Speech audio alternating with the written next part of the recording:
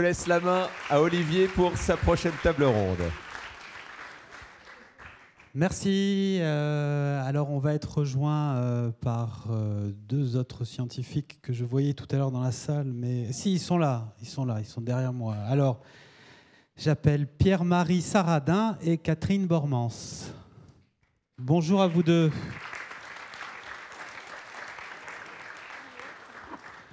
Bonjour.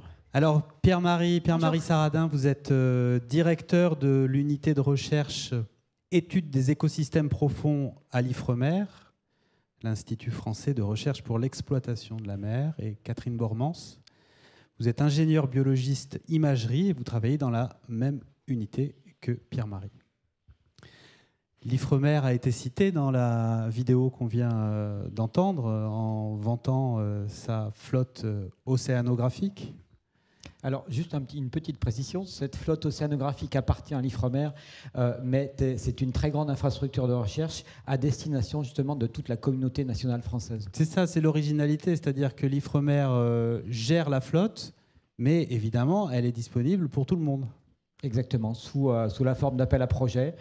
Donc, chaque scientifique va écrire un projet avec son équipe. Ce projet va être évalué par une commission scientifique de très haut niveau. C'est une vingtaine ou 30 personnes qui vont juger ces demandes de campagne. Et ensuite, si le dossier est jugé suffisamment bon, on a la chance d'être programmé et de pouvoir avoir accès à ces superbes navires. Alors, le dessin de Xavier Gors sur Bougainville, évidemment, Christophe, vous êtes resté avec nous, hein, Christophe Prazuc, puisque vous allez pouvoir aussi échanger avec nos deux invités, avec Pierre-Marie et avec Catherine, à propos des abysses, puisqu'on va parler maintenant de cette verticalité de l'océan. Christophe, tu disais qu'avec Bougainville, le Bougainville historique, c'est l'océan dans sa dimension horizontale qui avait été visité. Maintenant, on en est effectivement aux profondeurs de l'océan. Mais l'océan, il est profond jusqu'où ? Ça a été dit dans la vidéo, là, mais il faut quand même le répéter, parce que c'est des ordres de grandeur qui sont finalement pas si faciles à se mettre en tête, Pierre-Marie. Alors, on en a parlé déjà beaucoup hier et aujourd'hui, sur justement à partir de quand on va parler du profond. Nous, la définition qu'on donne au profond, c'est la profondeur de pénétration de la lumière. Donc ça va être entre 200 et 1000 mètres. Entre 200 et 1000 mètres, on appelle ça la zone, la twilight zone. J'ai oublié en français comment on dit. Dis donc la zone crépusculaire. La zone crépusculaire. On est déjà samedi soir, ça devient difficile. La zone crépusculaire. Et en fait, qui dit lumière dit photosynthèse. Si on a de la photosynthèse, on a du phytoplancton.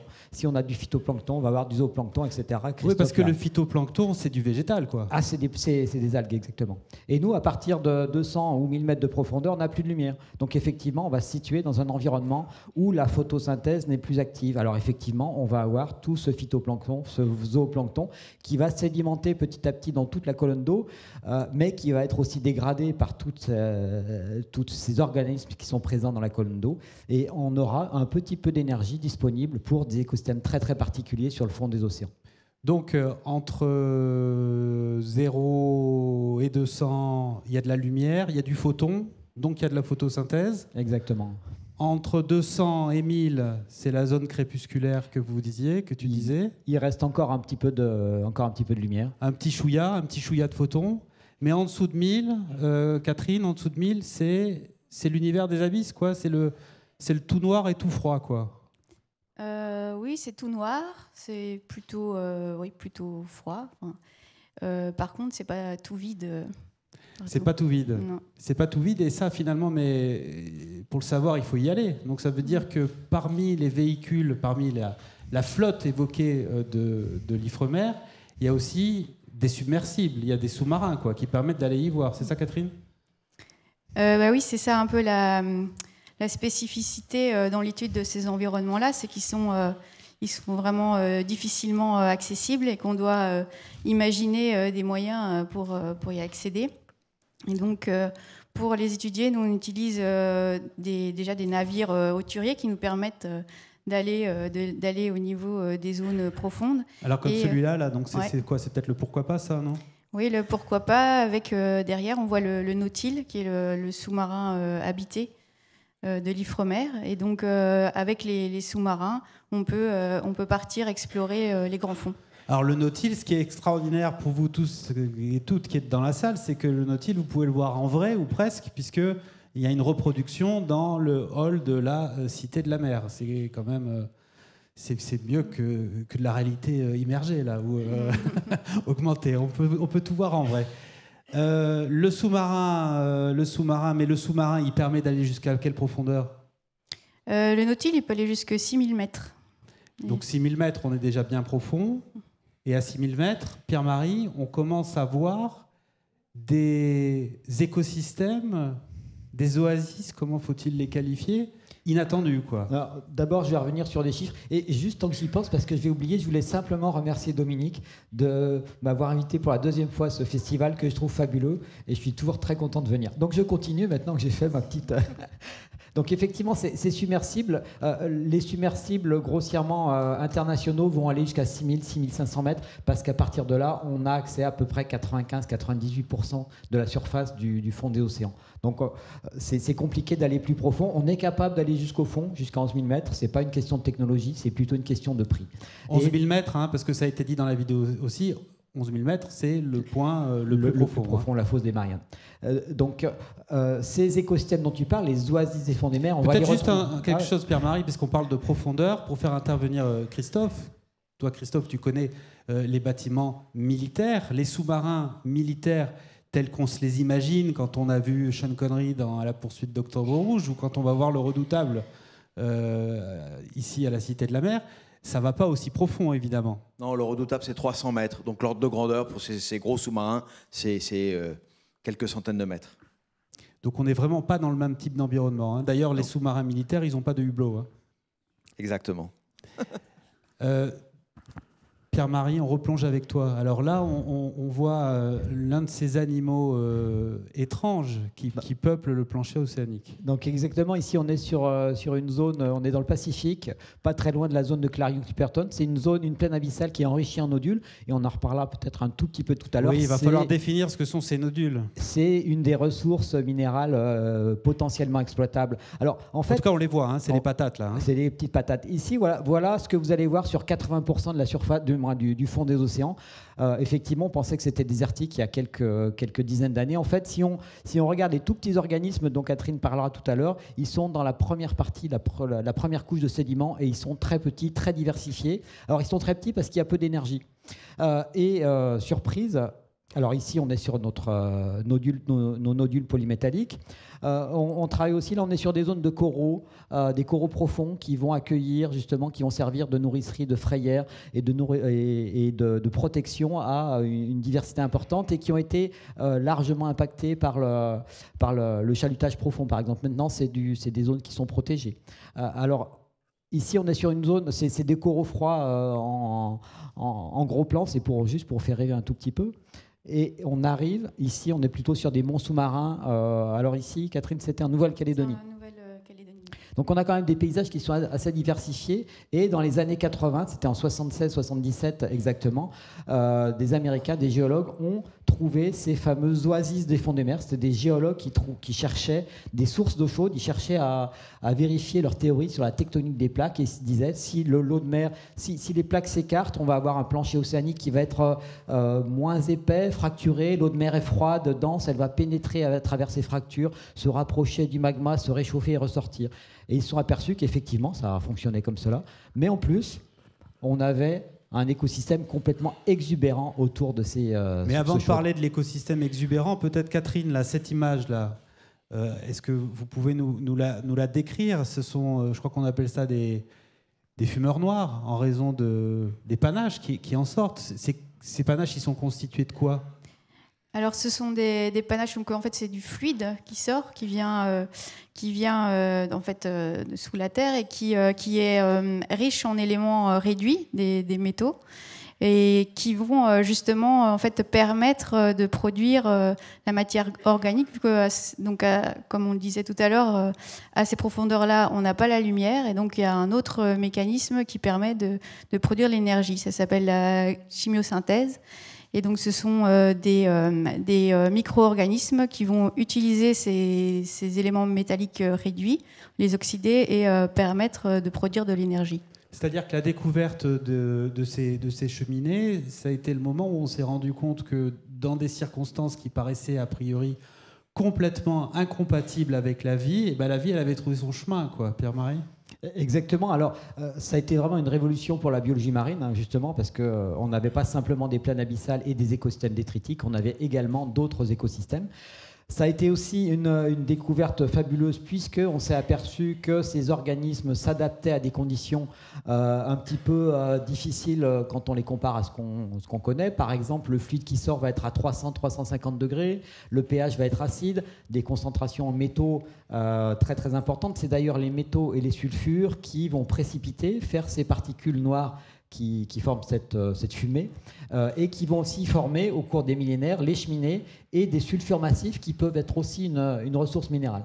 La question, un autre point qui est super intéressant, c'est on s'est aperçu, on va travailler sur les limites de la vie, des micro-organismes sont capables de se développer, pas seulement de survivre, mais vraiment de se développer tranquillement à plus de 122 degrés. Donc c'est les températures maximales qu'on a mesurées jusqu'à maintenant. Et ce sont des organismes qui sont collaboratifs. Ils fonctionnent les uns avec les autres. Il y a un phénomène de symbiose. C'est ça, Catherine, au niveau de ces fumeurs ? Oui, c'est ça. Il y a des organismes, par exemple, dans certains de ces écosystèmes, des crevettes qui ont des symbioses avec des bactéries. Et c'est cette symbiose qui permet la production d'énergie pour les crevettes. D'ailleurs, c'est des crevettes, quand on les voit en gros plan, je ne sais pas si vous les avez en image, elles ont une très grosse tête, justement, parce que la tête est bourrée, quoi, est bourrée de bactéries sans lesquelles elles ne pourraient pas vivre. Ah oui, tout à fait, ouais. Et elles ne peuvent les attraper que parce que tout ce petit monde vit au niveau des fumeurs noirs. Oui, de toute façon, c'est tout un écosystème, c'est tout un équilibre qui si un maillon disparaît, il risque de disparaître. Mais par contre, là, quand ça fonctionne, comme on disait, ce sont des vraies oasis, il y a vraiment la vie qui grouille à ces niveaux-là. Oui. Alors, les fumeurs noirs, ils sont intéressants parce qu'on y a découvert la vie, mais aujourd'hui, on s'y intéresse aussi pour d'autres raisons. Alors, effectivement, on a parlé beaucoup aujourd'hui et hier, justement, de ce que pouvait nous apporter l'océan. Et depuis, alors c'est connu depuis très longtemps quand même, parce que les nodules polymétalliques, les premières campagnes d'exploration de ces nodules datent des années 70, où là, on s'est dit, ah tiens, il y a peut-être quelque chose à aller faire avec ces nodules polymétalliques. On avait à l'époque encore peu d'accès en submersible. Donc c'est passé un petit peu de mode et c'est simplement il y a une quinzaine d'années qu'on a recommencé à s'y intéresser pour deux raisons. La première raison, c'est une raison géostratégique ou géopolitique, je ne sais pas comment on dit, mais on s'aperçoit quand même que la France, par exemple, va être dépendante de plusieurs pays pour son approvisionnement en métaux tels que le lithium, le cuivre, le cadmium, etc. La deuxième raison, et là c'est vraiment la pointe de l'actualité, on a parlé aujourd'hui aussi beaucoup de décarbonation de nos activités, d'élimination des énergies fossiles. Sauf qu'à partir du moment, et c'est un paradoxe un petit peu, à partir du moment où on veut électrifier nos transports par exemple, il nous faut des batteries. À partir du moment où on veut faire des énergies marines renouvelables, il nous faut des métaux pour les construire. Ces métaux sont de moins en moins faciles à extraire sur Terre, ce qui peut être aussi, ce qui est discutable bien sûr, et peut-être que le paradoxe, c'est qu'on devra aller les extraire au fond des mers. Christophe, si on s'intéresse aujourd'hui de plus en plus à l'océan, si les politiques s'emparent de plus en plus de ce sujet, c'est aussi parce qu'il y a cette raison-là de l'exploitation éventuellement des richesses minérales qui sont au fond des abysses. Oui, il y a plusieurs raisons. Il y a la raison des ressources de l'océan, dont les ressources minières, avec toutes les questions que ça pose sur quel va être l'impact sur le vivant. Est-ce que quand on va soulever des panaches de sédiments, comment ça va retomber? Est-ce que ça va tuer toute vie? Probable. Voilà, il y a toute cette question-là, mais il y a d'autres questions autour des océans qui sont, par exemple, celui de la pêche. Et derrière la pêche, il y a la sécurité alimentaire. On a vu tout à l'heure, j'ai expliqué qu'il y avait des zones qui n'appartenaient à personne et donc où il pouvait y avoir des activités de pêche massives. absolument non régulés. Et je pense qu'il y a certains endroits de la planète qui sont en danger de voir disparaître des stocks de poissons et donc de mettre en grande difficulté des sociétés entières, des pays entiers, et pas une difficulté scientifique, culturelle, abstraite, une difficulté de nourriture. Il y a également le fait que les océans, aujourd'hui, 90% de nos échanges en volume passent par la mer, donc c'est vraiment la condition de l'organisation de nos sociétés, la mondialisation, quoi qu'on en pense, elle s'appuie sur le trafic maritime.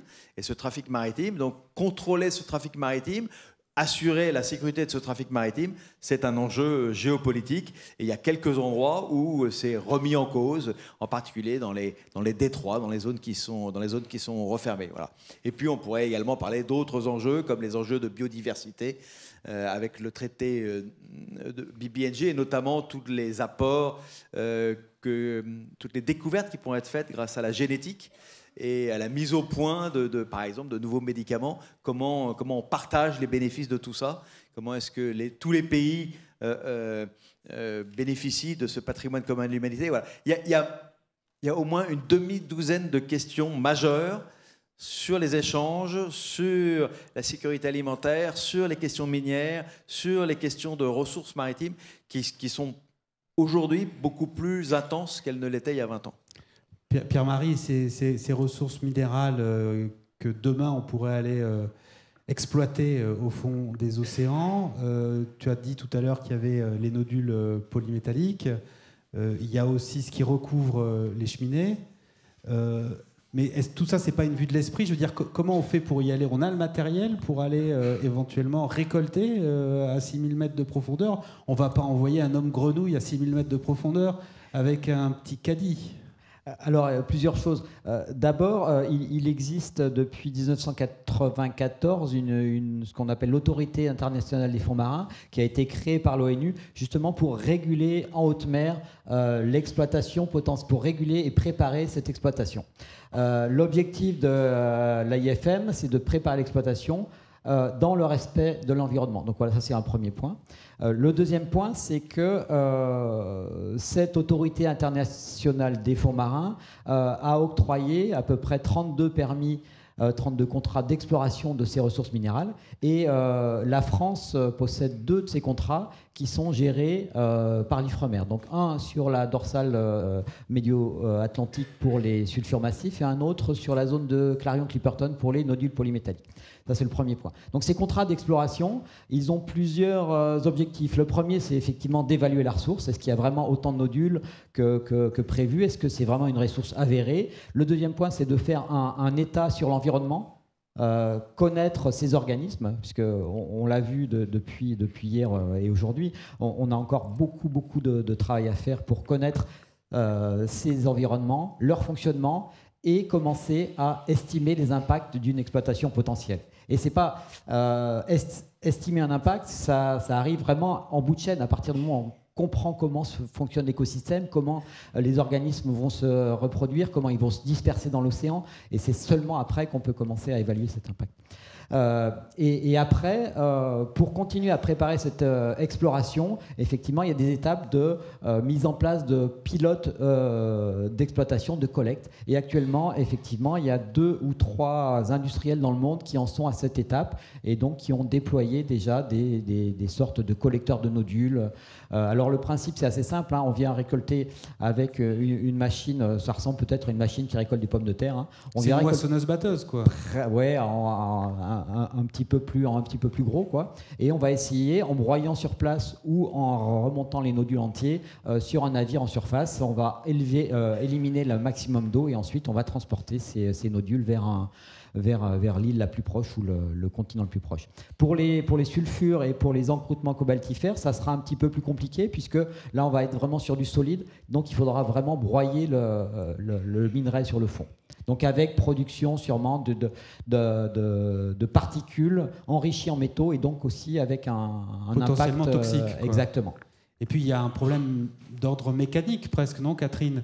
Le panache, c'est une sorte de fumée qui va encombrer je ne sais pas si on peut parler de bouche, mais les gueules des petits poissons qui filtrent l'eau pour...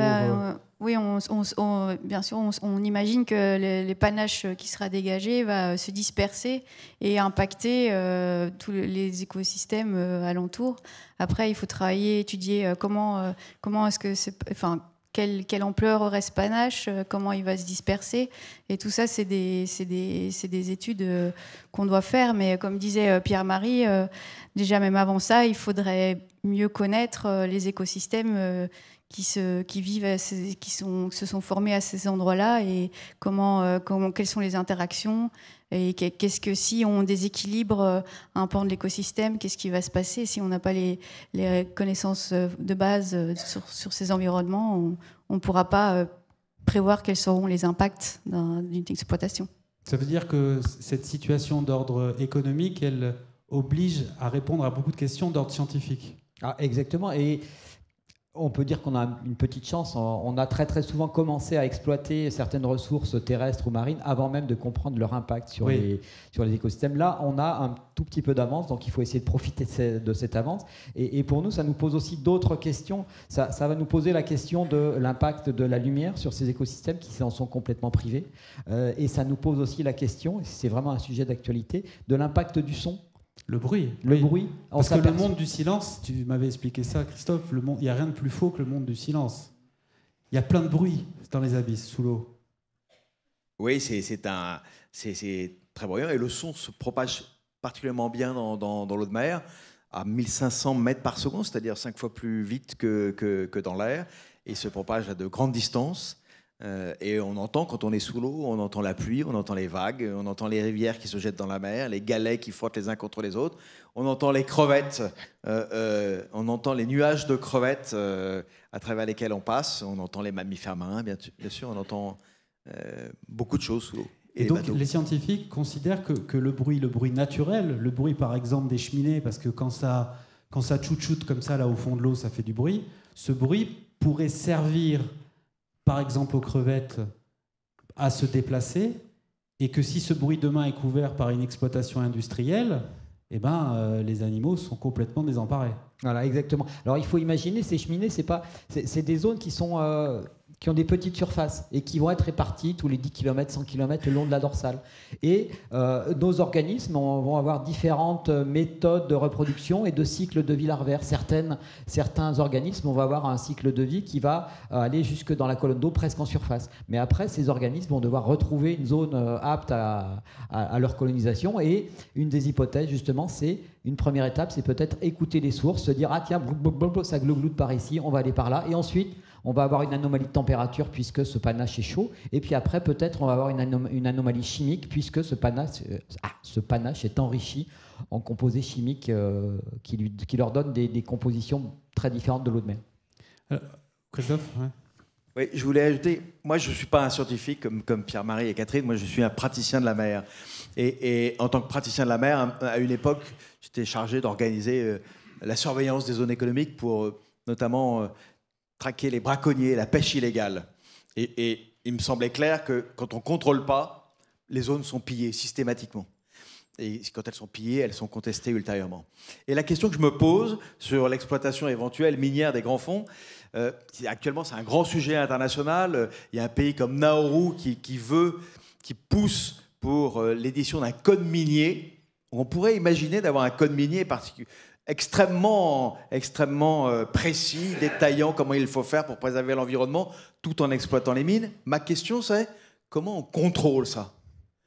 Tu parlais d'hommes grenouilles. Est-ce qu'on envoie des hommes grenouilles de l'ONU à 6000 mètres pour aller regarder comment est faite l'exploitation ? Est-ce qu'on a une flotte de sous-marins autonomes qui va descendre à 6000 mètres ? Un ROV, l'Ifremer en a un qui descend à 6 mètres, ou deux avec le Nautil. On va avoir une flotte internationale pour aller contrôler les exploitations minières. Donc, d'un point de vue pratique, il y a quelque chose qui, à mon avis, est on est très loin du compte pour assurer, même s'il y avait un code minier parfait, la conformité de l'exploitation avec un code. Pierre-Marie ? Alors c'est une très très bonne question. On s'aperçoit déjà que l'AIFM, donc l'autorité internationale du fonds marin qui doit gérer cette exploitation, aurait aussi ce pouvoir de police mais qui n'est pas encore en place, aurait aussi pour mission le partage de cette ressource, puisque justement on parlait tout à l'heure du bien commun de l'humanité, et il y a un processus de redistribution qui doit être mis en œuvre mais qui n'existe pas encore. Donc il y a encore énormément de progrès à faire. Ce qui explique, Pierre-Marie, qu'il y ait beaucoup de pays dans le monde qui poussent à cette exploitation, notamment des pays en voie de développement, parce que les revenus qui seraient générés par cette exploitation pourraient rejaillir sur eux. Peut-être aussi, oui, j'avais pas été jusque-là d'ailleurs. Et qu'est-ce que c'était quoi donc la question? Non, après, donc l'entreprise qui doit redistribuer ses bénéfices n'est pas encore créée, et le mode de redistribution non plus.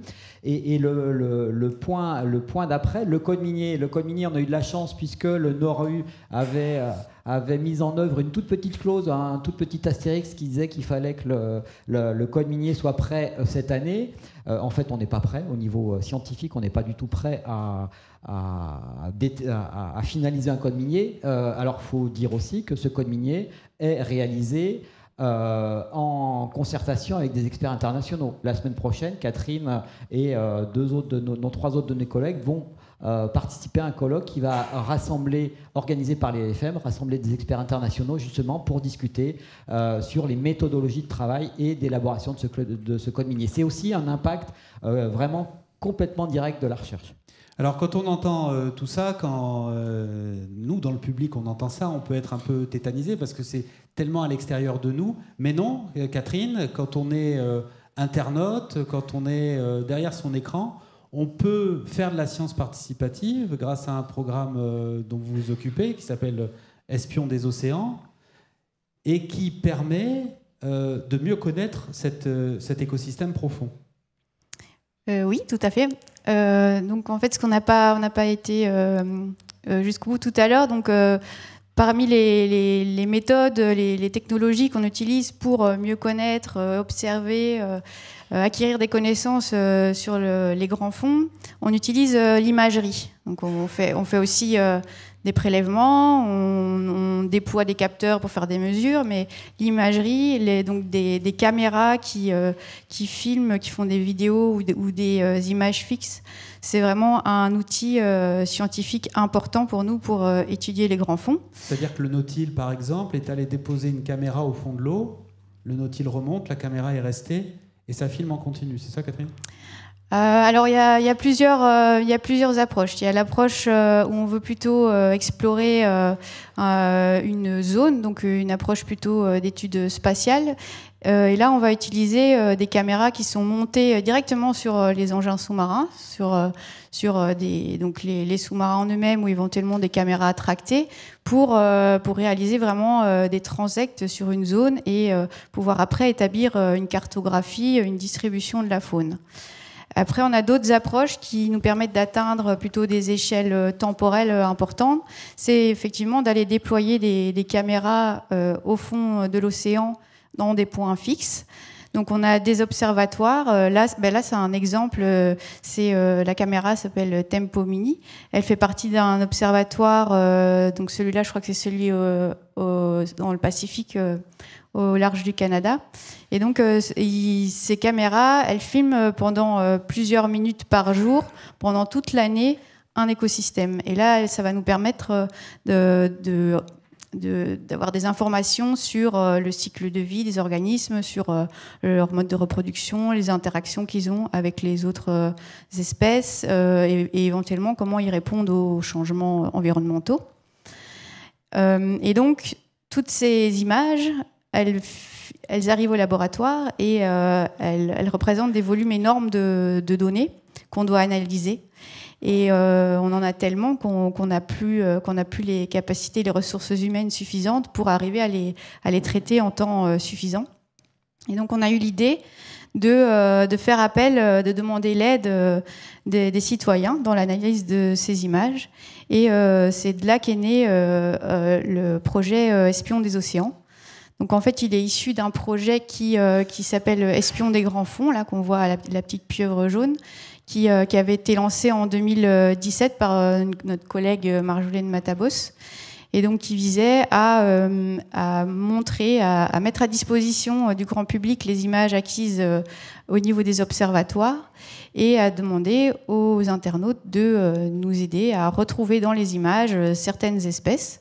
Donc c'est présenté de façon claire, explicative, pour que tout le monde puisse y participer. Voilà, ça c'est ce qu'on appelle l'interface d'annotation. Donc c'est vraiment la fenêtre dans laquelle les personnes vont pouvoir voir les images, avoir une liste d'espèces proposées, des indications sur comment les repérer dans l'image. Et ainsi faire le travail assez similaire à ce que les scientifiques font en laboratoire. Hein. Nous, on utilise d'autres logiciels un peu différents, mais le travail consiste à repérer dans l'image tout ce qu'on peut y voir, à compter, à mesurer. Donc l'internaute va faire des sortes de détourage de certaines sections de l'image et taper ce qu'il a l'impression d'y voir. Oui, alors c'est pas on définit une liste à l'avance de ce qu'on sait pouvoir trouver, ou des organismes sur lesquels on travaille dans la zone. Donc c'est la liste qu'on voit à gauche, là c'est des oursins. Là en fait l'image qu'on voit, ça se passe dans le canyon de l'Ampol qui se trouve au large de la Bretagne, et c'est un écosystème de coraux d'eau froide. Et là on aimerait que les participants à Espions des océans nous aident à identifier toute la faune qui vit dans ces récifs de coraux. Donc ils peuvent y trouver des oursins, des crevettes, des crabes, des poissons, et tout ça est prélisté, et on a des petites aides pour expliquer à quoi ressemblent les espèces en question, parce que tout le monde n'est pas censé savoir ce qu'est un oursin crayon ou une étoile de mer pas de doigt, par exemple. Et ce travail, il fait quand même l'objet d'une forte vérification par vous après, ou il y a de l'intelligence artificielle peut-être pour voir que l'internaute il n'est pas tombé quand même trop loin de la plaque?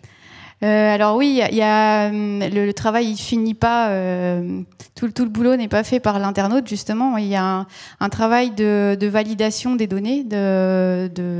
Donc on développe des méthodes statistiques pour pouvoir extraire de l'ensemble des annotations qui sont faites vraiment des jeux de données fiables et validés.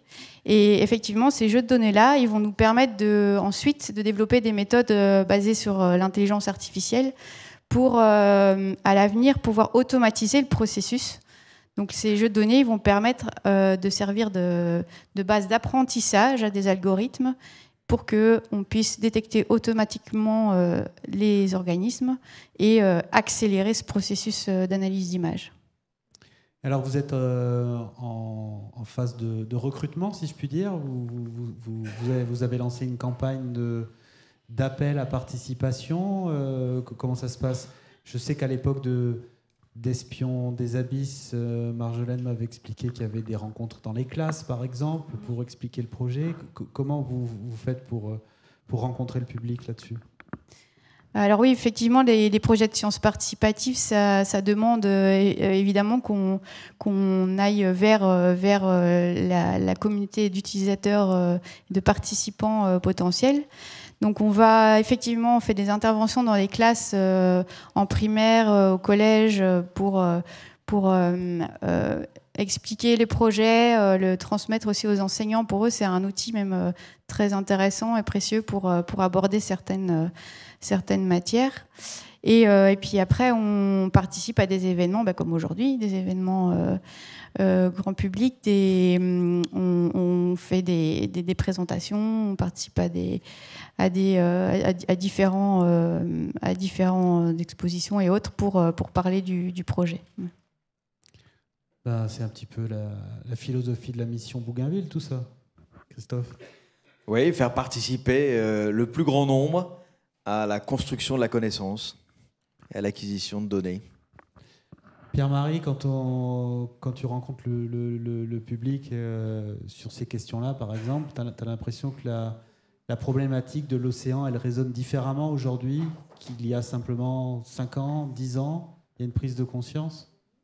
On essaye d'amener cette prise de conscience, on essaye aussi de changer les méthodes de communication. On va avoir des outils de médiation, donc avec des interactions directes avec les classes. On travaille de plus en plus aussi en essayant d'intégrer des approches avec des artistes, avec des graffeurs, des musiciens, etc., pour toucher un autre public.